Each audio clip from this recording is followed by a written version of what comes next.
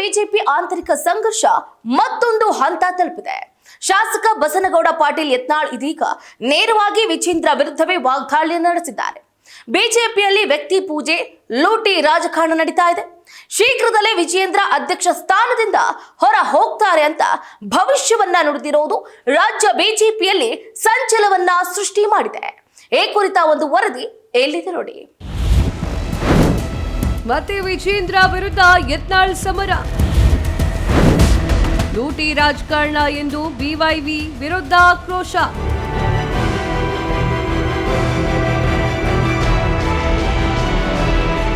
ಕಳೆದ ಹಲವು ತಿಂಗಳಿನಿಂದ ರಾಜ್ಯ ಬಿಜೆಪಿಯಲ್ಲಿ ಯತ್ನಾಳ್ ಬಣ ಹಾಗೂ ವಿಜಯೇಂದ್ರ ಬಣದ ಮಧ್ಯೆ ಶೀತಲ ಸಮರ ನಡೀತಾ ಇದ್ದು, ಆದರೆ ಇದೀಗ ಆ ಒಂದು ಅಸಮಾಧಾನ ಮತ್ತೊಮ್ಮೆ ಬಹಿರಂಗವಾಗಿ ಸ್ಫೋಟಗೊಂಡಿದೆ. ಪಕ್ಷದಲ್ಲಿ ಕಾರ್ಯಕರ್ತರಿಗಿಂತ ಕೆಲ ಕುಟುಂಬಗಳಿಗೆ ಮಾತ್ರ ಪ್ರಾಮುಖ್ಯತೆ ಸಿಗ್ತಾ ಇದೆ. ವ್ಯಕ್ತಿ ಪೂಜೆ, ರಾಜಕಾರಣ ಹೆಚ್ಚಾಗ್ತಿದೆ ಅಂತ ಹೇಳಿ ಯತ್ನಾಳ್ ಪರೋಕ್ಷವಾಗಿ ಯಡಿಯೂರಪ್ಪ ಅವರ ಕುಟುಂಬದ ಮೇಲೆ ಕಿಡಿಕಾರಿದ್ದಾರೆ. ವಿಜೇಂದ್ರ ಅವರ ಅಧ್ಯಕ್ಷರ ಹೊರತಾಗಿ ಬೇರೆ ಯಾರಾಗಬೇಕು ಅಂತ ಕೇಳಿದಾಗ ಬಹುತೇಕರು ಯಾವುದೋ ಒಂದೇ ಹೆಸರು ಹೇಳಿಲ್ಲ, ಬೇರೆ ಬೇರೆ ಹೆಸರುಗಳನ್ನ ಹೇಳಿದ್ದಾರೆ ಅನ್ನೋ ವಿಚಾರ. ನೀವು ಇದ್ದಿದ್ರೆ ಪಕ್ಷ ನಿಮ್ಮ ಹೆಸರು ಹೇಳ್ತಿದ್ರೇನೋ? ಇವ್ರು ಯಾರ ಹೆಸರು ಹೇಳ್ತಾರ ಎಲ್ಲಾರು ನಾವೇ ಅಂತ ಹೇಳಿಬಿಟ್ಟಿರ್ತಾರ್ರಿ. ನಂದೇ ಭಾಳ ಜೋರು ಐತೆ, ಯಾರು ಬೇರೆಯವ್ರ ಹೆಸರು ಹೇಳುವುದೂ ಇಲ್ಲ. ಯಾಕಂದ್ರೆ ಎಲ್ಲರೂ ನಾವು ಅಂತ ಹೇಳ್ತಾರೆ. ಅದು ಪಕ್ಷ ಇನ್ನೂ 35 ಜನರದ ಅಟ್ಟೆ ಅಭಿಪ್ರಾಯ ತೊಗೊಂಡ್ರೆ ಇನ್ನೂ ಅವ್ರಿಗೇನು ಪಕ್ಷದಲ್ಲಿ ನಡೆದಂಥ ಬೆಳವಣಿಗೆಗಳನ್ನು ಬಿಜೆಪಿ ಕರ್ನಾಟಕದ ಏನು ಎಕ್ಸ್ ಖಾತೆ ಇದೆ ಆ ತಳಗ ಕಮೆಂಟ್ಗಳನ್ನು ಅಟ್ಟೆ ರಾಷ್ಟ್ರೀಯ ನಾಯಕರು ಓದಿಬಿಟ್ರೆ ಸಾಕು. ಸ್ಪಷ್ಟ ಅನಿಸ್ತಾ ಇದೆ. ಅವರ ಜನರ ಅಭಿಪ್ರಾಯ ಸಂಗ್ರಹ ಮಾಡಿದ್ರು 35 ಜನರದ್ದು. ಆ ಅಭಿಪ್ರಾಯದ ಮೇಲೇನೆ ತೀರ್ಮಾನ ತೆಗೆದುಕೊಳ್ತಾರೆ ಹೈಕಮಾಂಡ್ ಅಂತ ನಿಮ್ಗೆ ನನಗೇನು ಹಂಗೆ ಅನ್ಸೋದು. ಅವರ ಅಭಿಪ್ರಾಯ ಇದೊಂದು ಏನಂತಾರಲ್ಲ, ಒಂದು ಪ್ರಕ್ರಿಯೆ ಅಟ್ಟೆ. ಏನೋ ಕೇಳಿದೀವಪ್ಪ ಮಾಡಿದೀವಿ ಅನ್ನೋಂಥ ಅದಕ್ಕೊಂದು ಬೇಸ್ ಆಗ್ತದೆ. ಆ ಬೇಸ್ನಲ್ಲಿಯೂ ಸಹಿತ ಈ ಮನುಷ್ಯ ಮುಂದುವರಿಬಾರ್ದು ಅನ್ನೋದನ್ನೇ ಬಹುತೇಕವಾಗಿ ಎಲ್ಲರೂ ಹೇಳಿದ್ರು. ನೀವು ಮಿಸ್ ಮಾಡ್ಕೊಂಡಿಲ್ಲ ಈ ಟೈಮನ್ನ? ರಾಷ್ಟ್ರೀಯ ಅಧ್ಯಕ್ಷರು ಬಂದಾಗ ನೀವು ಇಲ್ಲ ಅಂತ ಹೇಳೋದನ್ನ? ಇಲ್ಲ, ನಾ ಯಾವುದೂ ಮಿಸ್ ಮಾಡ್ಕೋದೇ ಇಲ್ಲ. ನಾ ಆರಾಮದಿಂದ ಭಾಳ ನೆಮ್ಮದಿಯಿಂದ ನಾವು, ಯಾಕಂದ್ರೆ ನಾವು ಹೊಸ ಚಿಂತನೆ ಮಾಡ್ಲಕತ್ತೀವಲ್ಲ, ಹಿಂಗಾಗಿ ನಮಗೆ BJPಯಲ್ಲಿ ಇರಬೇಕಾಗಿತ್ತು, ನಾನು ಅಧ್ಯಕ್ಷ ಆಗ್ತಿದ್ದೆ ಆತ ಆ ಹುಚ್ಚು ಭ್ರಮೆಯಲ್ಲಿ ಇರುವ ವ್ಯಕ್ತಿ ಅಲ್ಲ. ನನಗೆ ಗೊತ್ತಿದ್ದೆ ನನ್ನ ರಾಜಕೀಯ ಶಕ್ತಿ ಹೆಚ್ಚಾಗಿದೆ ಇವರು ಉಚ್ಚಾಟನೆ ಮಾಡಿದ್ಮೇಲೆ. ಮತ್ತು ಹೊಸ ಒಂದು ಪಕ್ಷ ಏನಾದರೂ ಉದಯ ಆದರೆ 3 ಪಕ್ಷಗಳನ್ನು ತಿರಸ್ಕಾರ ಮಾಡುವಷ್ಟು ವಾತಾವರಣ ಕರ್ನಾಟಕದಲ್ಲಿದೆ. ಇದು ಒಳಗಿದೆ. ಆದರೆ ಆ ಸರ್ವೆ ಮಾಡೋರಿಗೆ ಇವೆಲ್ಲ ಕಾಣಿಸೋದಿಲ್ಲ. ಅವ್ರಿಗೆ ಸರ್ವೆ ಮಾಡೋರು ಕಾಣಿಸೋದು ವಿಜೇಂದ್ರನೇ ಅನಿವಾರ್ಯ BJPಗೆ, DK ಶಿವಕುಮಾರನೇ ಅನಿವಾರ್ಯ ಕಾಂಗ್ರೆಸ್ಸಿಗೆ, ಅಲ್ಲಿ ಕುಮಾರಸ್ವಾಮಿ ಅನಿವಾರ್ಯ. ಈ 3 ಬಿಟ್ಟರೆ ಸರ್ವೆಗಳು ಏನೂ ಆಗೋದಿಲ್ಲ ಕರ್ನಾಟಕದಾಗ. ಆ ಜನರ ಸರ್ವೆ ಬೇರೆ ಇದೆ. 3ನೇ 4ನೇ ಶಕ್ತಿ ಬೇಕು ಅಂತ ಇಲ್ಲ. ಅದು ನೋಡ್ರಿ, ಈಗ ಯೋಜನಾಂಗದಲ್ಲಿ ಬ್ರಹ್ಮ ನಿರಸನ ಆಗ್ಯಾರ. ಯಾಕಂದ್ರೆ ಅವ್ರಿಗೆ ಉದ್ಯೋಗ ಅವಕಾಶಗಳು ಇಲ್ಲ, ನೌಕರಿ ಇದು ವ್ಯವಸ್ಥೆ ಇಲ್ಲ. ಅವ್ರು ಏನಾದರೂ ಸ್ಟ್ರೈಕ್ ಮಾಡ್ತೀನಿ ಅಂದ್ರೆ ಅವ್ರನ್ನ ಬಗ್ಗಬಡಿ ಅಂತ ನಡೆದಿದೆ. ಮತ್ತು 3 ಸರ್ಕಾರಗಳಿಂದ ಏನು ಲಾಭ ಆಗಿದೆ? ಯಡಿಯೂರಪ್ಪನಿಂದ ಏನಾದರೂ ಬದಲಾವಣೆ ಆಯ್ತಾ? ಇಲ್ಲ. ಮತ್ತು ಯಡಿಯೂರಪ್ಪನ ಮಗ ಕುಮಾರಸ್ವಾಮಿಯವರು ಇವ್ರನ್ನೂ ಮುಖ್ಯಮಂತ್ರಿಯಾಗಿ ನೋಡ್ಯಾರೆ, ಸಿದ್ದರಾಮಯ್ಯನವ್ರು ನೋಡ್ಯಾರೆ, DK ಶಿವಕುಮಾರ್ ಉಪಮುಖ್ಯಮಂತ್ರಿ ಇದ್ದರೆ ಈ ಹಣೆ ಬರೋದು, ಮುಖ್ಯಮಂತ್ರಿ ಆದರೆ ಏನು ಗತಿ ಅಂತ ಅದನ್ನು ನೋಡಿದ್ದಾರೆ. ಅದಕ್ಕೆ ಒಬ್ಬ ಪ್ರಾಮಾಣಿಕವಾದಂಥ ಒಂದು ವಿಚಾರ ಮಾಡುವಂಥ ಭ್ರಷ್ಟಾಚಾರದ ಮುಕ್ತವಾದಂಥ ಒಂದು ಸರ್ಕಾರದ ಕಡೆ ಜನರ ಒಲವು ಇದೆ ಅಂತ ನನಗೆ ಅನಿಸ್ತದೆ. ಯಾಕಂದ್ರೆ ನನ್ನ ಸರ್ವೆ ಪ್ರಕಾರ, ಮತ್ತು ಇನ್ನೇನು ಯಾವ ಸರ್ವೆಗಳು ಏನೇನು ಹೇಳ್ತಾವೆ ಗೊತ್ತಿಲ್ಲ. ಅದು ನನ್ನ ಸರ್ವೆ ಮಾತ್ರ ಕರ್ನಾಟಕದಲ್ಲಿ 4ನೇ ಶಕ್ತಿಗೆ ಹೆಚ್ಚು ಬೆಂಬಲ ಸಿಗ್ತಾ ಇದೆ. ಇತ್ತೀಚೆಗೆ ರಾಷ್ಟ್ರೀಯ ನಾಯಕರು ಕರ್ನಾಟಕದ ಪ್ರವಾಸವನ್ನು ನಡೆಸಿದ ಬಳಿಕ ರಾಜ್ಯ ಬಿಜೆಪಿ ಸಂಘಟನೆಯಲ್ಲಿ ಬದಲಾವಣೆ ಆಗ್ತಾ ಇರುವುದರ ಬಗ್ಗೆ ಚರ್ಚೆ ಜೋರಾಗಿತ್ತು. ಈ ಮಧ್ಯೆ ಶೀಘ್ರದಲ್ಲಿಯೇ ವಿಜೇಂದ್ರ ಅವರ ಅಧ್ಯಕ್ಷ ಸ್ಥಾನ ಹೋಗುತ್ತೆ ಅಂತ ಹೇಳಿ ಯತ್ನಾಳ್ ಅವರು ಹೇಳಿಕೆಯನ್ನ ನೀಡಿದ್ರು. ರಾಜ್ಯ ಬಿಜೆಪಿಯಲ್ಲಿ ಮತ್ತಷ್ಟು ಸಂಚಲನವನ್ನು ಆ ಒಂದು ಹೇಳಿಕೆ ಕೊಟ್ಟಿದೆ. ದೆಹಲಿಯ ಹೈಕಮಾಂಡ್ ಮಟ್ಟದಲ್ಲೂ ಕೂಡ ಕರ್ನಾಟಕ ಬಿಜೆಪಿ ಬೆಳವಣಿಗೆಯ ಮಧ್ಯೆ ಅಸಮಾಧಾನ ಇದೆ ಎನ್ನುವಂತಹ ಮಾತುಗಳು ಕೇಳಿ ಬರ್ತಾ ಇದೆ. ಎಲ್ಲ ಡೆಲ್ಲಿಗೆ ಹೋಗಿದ್ದಾರೆ ಸರ್. ಕಾಂಗ್ರೆಸ್ ಕುರ್ಚಿ ಗಲಾಟೆ ಜೋರಾಗಿ ನಡೀತಾ ಇದೆ. ಡೆಲ್ಲಿಲಿ ಹೋಗಿದ್ದಾರೆ ಸರ್. CM, DCM, ಸಚಿವರು, ಶಾಸಕರು ಎಲ್ಲ ಡೆಲ್ಲಿಲಿದ್ದಾರೆ. ಕಳೆದ 6 ತಿಂಗಳಿಂದ ಕರ್ನಾಟಕದಲ್ಲಿ ಆಡಳಿತ ಅನ್ನುವಂಥದ್ದಿಲ್ಲ. ಸಂಪೂರ್ಣವಾಗಿ ನಿಷ್ಕ್ರಿಯ ಆಗಿದೆ. ಕೇವಲ ಮಂತ್ರಿ ಆಗಬೇಕು, ಮುಖ್ಯಮಂತ್ರಿ ಬದಲಾವಣೆ ಆಗಬೇಕು ಅನ್ನೋದು ಬಿಟ್ಟರೆ ಕರ್ನಾಟಕದಲ್ಲಿ ಯಾವ ಅಭಿವೃದ್ಧಿ ಕೆಲಸ ಇಲ್ಲ, ಯಾವ ಮಂತ್ರಿಗಳು ತಮ್ಮ ಕಚೇರಿಯಲ್ಲಿ ಇರುವುದಿಲ್ಲ. ಇದರಿಂದ ಸಂಪೂರ್ಣವಾಗಿ ರಾಜ್ಯದಲ್ಲಿ ಆಡಳಿತ ಏನು ಒಂದು ವ್ಯವಸ್ಥೆನೇ ಕುಸಿದೋಗಿದೆ. ಇಲ್ಲ ಅದೇನು ಪಕ್ಷದಲ್ಲಿ ಸಾಕಷ್ಟು ನನಗೆ ಸಿಕ್ಕ ಮಾಹಿತಿ ಪ್ರಕಾರ ಪಕ್ಷದಲ್ಲಿ ವ್ಯವಸ್ಥಿತವಾಗಿ ಕೆಲಸ ಆಗ್ತಾ ಇಲ್ಲ. ವ್ಯಕ್ತಿ ಪೂಜೆ ಅತಿಯಾಗಿದೆ. ಪಕ್ಷಕ್ಕಿಂತ ವ್ಯಕ್ತಿ ವೈಭವೀಕರಣ ಹೆಚ್ಚು ನಡೆದಿದೆ ಮತ್ತು ಪಕ್ಷಕ್ಕೆ ಯಾವ ರೀತಿ ಬ್ಲ್ಯಾಕ್ ಮೇಲ್ ಮಾಡಬೇಕು ಅನ್ನೋಂಥ ತಂತ್ರಗಳು ನಡೆದಿವೆ. ಇದು ಕೇಂದ್ರದ ಹೈಕಮಾಂಡಿಗೆ ಮನವರಿಕೆ ಆಗಿದೆ ಅಂತ ಅನ್ನಿಸ್ತದೆ. ಅದು ಚಿತ್ರದುರ್ಗ ಇರ್ಬೋದು, ಶಿವಮೊಗ್ಗದಲ್ಲಿ ಮಹಾಸ್ವಾಮಿಗಳ ಮೆರವಣಿಗೆ ಇರ್ಬೋದು, ಇವೆಲ್ಲ BJP ಹೈಕಮಾಂಡನ್ನು ಬ್ಲ್ಯಾಕ್ ಮೇಲ್ ಮಾಡುವಂಥ ಒಂದು ಕಾರ್ಯತಂತ್ರ. ಅದು ಮೊದಲಿನಿಂದ ಅವ್ರು ಮಾಡ್ಕೊಂಡು ಬಂದಿದ್ದಾರೆ. ಅದೇ ಎಪಿಸೋಡನ್ನು ಮುಂದುವರಿಸಿದೆ. ನಿನ್ನೆ ಬಂದು ಹೋಗಿದಾರಲ್ಲ, ಅವ್ರನ್ನ ಬ್ಲ್ಯಾಕ್ ಮೇಲ್ ಮಾಡ್ತಾರೆ. ಇಲ್ಲ, ಅವ್ರನ್ನ ಮಾಡ್ತಾ ಇರ್ತಾ ಹೇಳುದಲ್ಲ ನಾನು.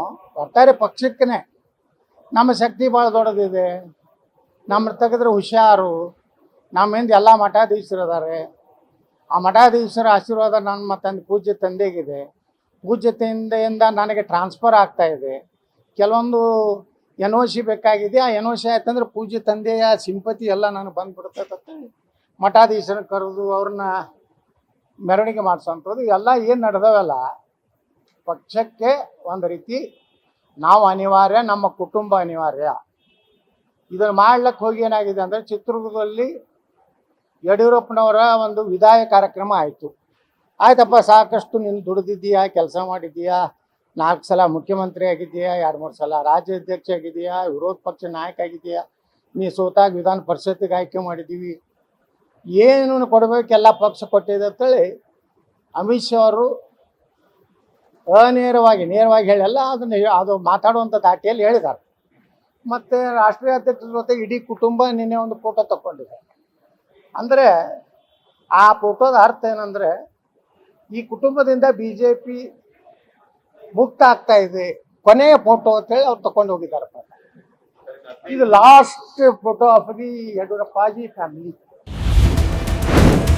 ಮುಂದೆ ನಮ್ಮ ನೇತೃತ್ವದ ಸರ್ಕಾರ ಅಧಿಕಾರ ಫಿಕ್ಸ್. ಹೊಸ ಪಕ್ಷ ಕಟ್ಟುವೆ, ಹಿಂದೂ ಹುಲಿ ಗರ್ಜನೆ. ಅಷ್ಟೇ ಅಲ್ಲ, ಅಗತ್ಯ ಬಂದ್ರೆ ಹೊಸ ರಾಜಕೀಯ ಪಕ್ಷವನ್ನ ಕಟ್ಟುವ ಎಚ್ಚರಿಕೆಯನ್ನ ಯತ್ನಾಳ್ ನೀಡಿದ್ದಾರೆ.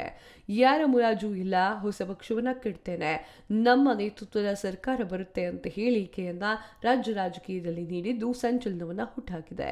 ಇದರಿಂದಾಗಿ ಉತ್ತರ ಕರ್ನಾಟಕದ ಭಾಗದಲ್ಲಿ ಯತ್ನಾಳ್ ಪ್ರತ್ಯೇಕ ಶಕ್ತಿ ಕೇಂದ್ರ ಕಟ್ಟಲಿಕ್ಕೆ ಮುಂದಾಗ್ತಾರಾ ಎನ್ನುವಂತಹ ಚರ್ಚೆ ಜೋರಾಗಿದೆ. ಇನ್ನೊಂದು ಕಡೆ ಬಿಜೆಪಿ JDS ಮೈತ್ರಿ ರಾಜಕಾರಣದ ನಡುವೆ ಯತ್ನಾಳ್ ಹೊಸ ರಾಜಕೀಯ ಸಮೀಕರಣ ಸುಳಿಯನ್ನ ನೀಡಿದ್ದಾರೆ. ಮುಲಾಜಿಲ್ಲಾರ್ದೆ ತಗೋತೀನಿ. 2028ಕ್ಕೆ ನಾವೇ ಬರ್ತೀವಿ, DK ಶಿವಕುಮಾರ್ ಇರ್ತಾರೆ ಮಾತನ್ನ ಹೇಳಿದ್ರು. DK ಶಿವಕುಮಾರ್ ಅವ್ರೆ ಎಲ್ಲಿ ಎಲ್ಲಿ ನಾನೇ ಬರ್ತೀನಿ ಅಂತ ಮಾತು. ಬೆಂಗಳೂರಿನ ಸೆಂಟ್ರಲ್ನಲ್ಲಿ ಇರ್ತಾರೋ, ದೆಹಲಿ ತಿಹಾರದಲ್ಲಿ ಇರ್ತಾರೋ, ಅವ್ರು ನೋಡ್ಕೊಳ್ರಿ. 28ಕ್ಕೆ ಕೆಲವೊಂದು ಮಂದಿ ನಮ್ಮ ಸರ್ಕಾರ ಬಂದರೆ ಭಾಳಷ್ಟು ಜನ ತಿಹಾರ ಅಥವಾ ಬೆಂಗಳೂರು ಸೆಂಟ್ರಲ್ನಲ್ಲಿ ಇರ್ತಾರೆ. ನಮ್ಮ ಸರ್ಕಾರ ಅಂದ್ರೆ ಯಾವ್ದು? ನೀವು BJP ಹೇಳ್ತಾ ಇದ್ರು, ನಿಮ್ಮ ಹೊಸ ಪಕ್ಷದ ಸರ್ಕಾರ? ಅದು ನಮ್ಮ ನೇತೃತ್ವದ ಸರ್ಕಾರ. ಅದು BJPನೂ ಆಗಿರ್ಬೋದು, JCPನೂ ಆಗಿರ್ಬೋದು. ಎರಡರೊಳಗೆ ಯಾವುದಾದ್ರೂ ಒಂದು ಸರ್ಕಾರ ಇರ್ಬೋದು. ಸರ್ಕಾರ ಜನರಿಗೆ ಬೇಕಾಗಿದ್ದು ಪ್ರಾಮಾಣಿಕ ಸರ್ಕಾರ ಬೇಕಾಗಿದೆ. ಈ ಕಳ್ಳರ ಗ್ಯಾಂಗ್ಗಳನ್ನು ಮತ್ತೆ ಅವ್ರನ್ನೇ ಮಾಡೋದ್ರ ಲಾಭ ಏನು? ಜನರಿಗೇನು ಲಾಭ? ಹಾಂ, ನಮ್ಮ ಪ್ರಕಾರ ನೋಡ್ರಿ, ಹೊಸ ರಾಜಕೀಯ ವ್ಯವಸ್ಥೆ ಕರ್ನಾಟಕ ಬೇಕಾಗಿದೆ ಜನರಿಗೆ. BJPಗೆ ಓಟ್ ಹಾಕ್ಬೇಕಾದ್ರೆ ಎದಕ್ಕೆ ಹಾಕ್ಬೇಕು ಅಂತ ಕೇಳ್ತಾರೆ ಜನ. ಅದೇ ವಿಜೇಂದ್ರನ ಮತ್ತೆ ಅಪ್ಪಿದ್ದಾಗನೇ ಇಟ್ಟು ಮಾಡ್ಯಾನೇನು, ಅವನೇ ಮುಖ್ಯಮಂತ್ರಿ ಆದರೆ ಅವನೇ ಡೈರೆಕ್ಟ್ ಸಹಿ ಹೊಡಿತಾನೆ.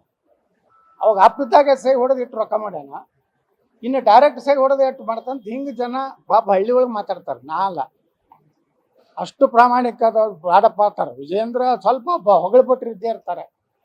ಅವರಂತರೂ ನೆಕ್ಸ್ಟ್ CM ವಿಜೇಂದ್ರ ಇಲ್ಕಂದ್ರೆ BJP ನಾಶ ಆಗ್ತದೆ. ಅವ್ರು ಕಮೆಂಟ್ ಹಾಕ್ಸ್ಲಕತ್ತಾರೆ. ಈಗ ಅವೆಲ್ಲ ಬಾಡಿಗೆ ಫೇಕ್ ಅಕೌಂಟ್ಗಳು ಅದಾವು, ಅದ್ರ ಮೂಲಕ ಹಾಕ್ತಾ ಇದ್ದಾರೆ.